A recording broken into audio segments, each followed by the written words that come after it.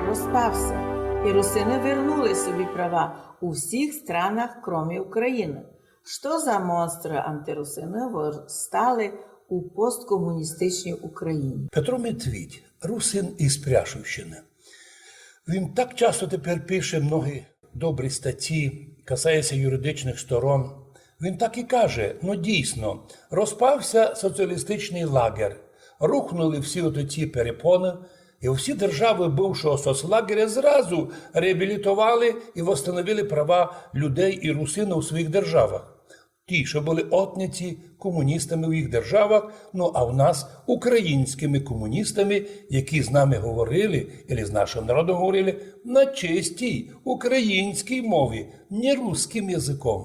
Ці держави, Венгрія, Словакія, Польща, Румунія, Чехія, восстановили права русинів, все, що предписано хартіями і міжнародними договорами. Але ні одна в світі держава, бившого соцлагеря Україна, посткомуністична незалежна Україна, так і не відмінила преступні закони і діяння радянської комуністичної України після января 1946 року. Сьогодні в незалежній Україні і надалі діє сталінське розпорядження на заборону русинської національності і язика. Підписано всім гілкам власті нарушати права русинів, а судам і прокуратурі СБУ прямо предписано судити русинів навіть за те, що осмілилися вспомнити, що вони русини і мають якоїсь право. Не сміють, що в Україні русинюється сьогодні кримінальний злочин. Як ти смієш вспомнити, що якось маєш право і що ти русин?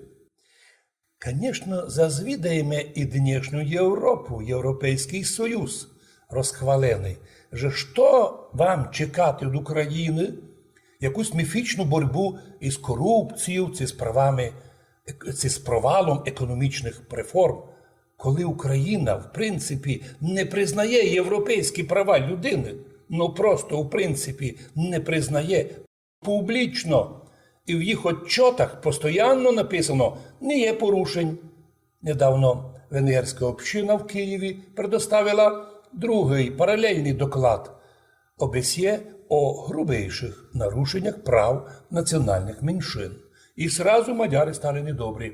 Так же, як недобрі і русини, котрі скромно, смиренно, по закону спомнили про свої права. Однак чиновники уперто громадян України віщають із кожного утюга, що ми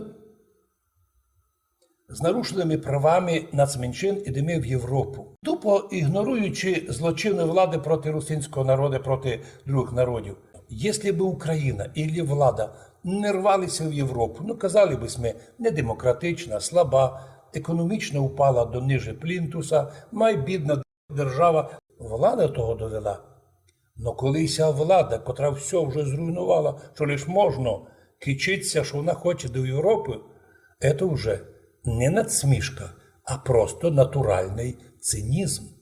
Но ми віримо, що рано чи пізно за всі злочини влади буде таким людям і віддільним категоріям людей буде надана юридична оцінка і відповідна за них відповідальність. Считається все, що історію пишуть победителі і победителів не судять. А виявилося, що у нас пишуть історію потомки тих, котрі війну проіграли. Як ото оцінити? Считається завжди, що дійсно, як ви кажете, історію пишуть победителі. Но сталося в Україні побіжденні. Недавно прийшли до влади, не дуже законним путем, особливо уніатського толка, і почали переписувати історію. Почали сумніватися в тому, що Україна є держава-переможець над німецьким фашизмом. Почали третувати учасників війни. А іменно ті, що проіграли війну, німці і їхні СС-війська, котрі нищили українців і другі народи, вдруг почали попадати у герої і писати дітям історію. Україна не бере Днішню Закарпатську область України за свою територію кіть русинів, котрі там реально жиють вище 1000 років до приходу сюди українців, не признає за ними статус корінного народа України. Повторимося слова Петра Медведя.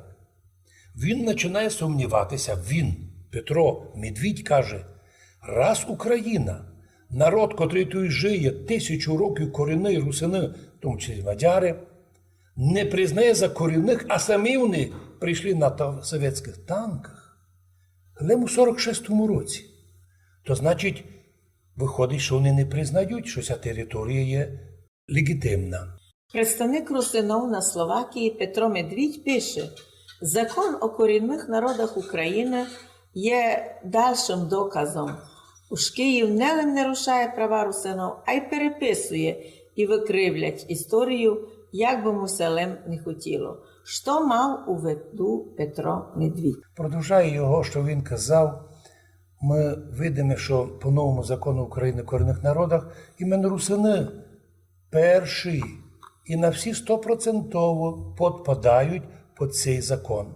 Народи, котрі сформувалися на території України, можуть рахуватися корінним, котрі народи під це підпадають. Іменно мадярська община і русинська.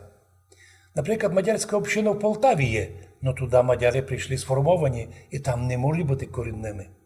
А от в Закарпатті мадяри суть корінні, бо вони тут живуть 1000 років. І ще на світі не було ні Київської Русі, котрася потім сформувала в державу. Коли мадярські племена прийшли сюди, ну що робити мадярам, якщо не вони вийшли в Совєтський Союз, а Совєтський Союз їх забрав і приєднав до себе. Так вони б сталися корінним народом Закарпаття, як і русини. А от кримські татари, як суміш тюркських народів, теж прийшли вже в Крим сформованими. І прийшовши сюди народів, кстати, ті народи, котрі воювали і уничтожали Київську Русь, то є потомків нинішніх українців. Як ото робили і поляки, наприклад, на правобережній Руси поляки нищили, палили все українське. Но поляки в Україні не корінне населення по закону. А татари чомусь корінні. Повторимося, венгри-мадяри прибули у 895 годі, перейшли через Верицькі ворота, котрі називаються Руські ворота. І 1125 років тому назад вони сюди вийшли і осталися корінні. Вони прийшли з тих міст, откуда і кримські татари, але кримські татари прийшли на 300 років пізніше на юг України. Ну так тим більше, що в'єдно з русинами Закарпаття мадяри проголосували числом 92,5% за создання незалежної України, яка нині грубо розтоптала права і русинов, і мадярів. А чомусь так ся старає вернути права кримських татар, котрі особливих заслуг перед Україною просто не мають. А от русини подкарпатські сформувалися на території, яка нині в составі України. Ця територія не зовсім законно попала в состав Совєтського Союзу, а із нього ж в Україну. І русини на всі 100% підпадають по дію цього закону, но законодавці українці по невігласки, або як невігласи, не розуміють, що приймають і що ввіряють, видавили нас із числа корінних людей. З чим це вони обладали, чим толкують, ми не знаємо. Або якоюсь личною злобою, або політичними мотивами, або просто сугубим незнайством. Ото, що депутат Верховної Ради не мають відповідних достатньо освіти, то замітно. Все змішалося, кажуть, в домі Блонських. Все напутали українські власти.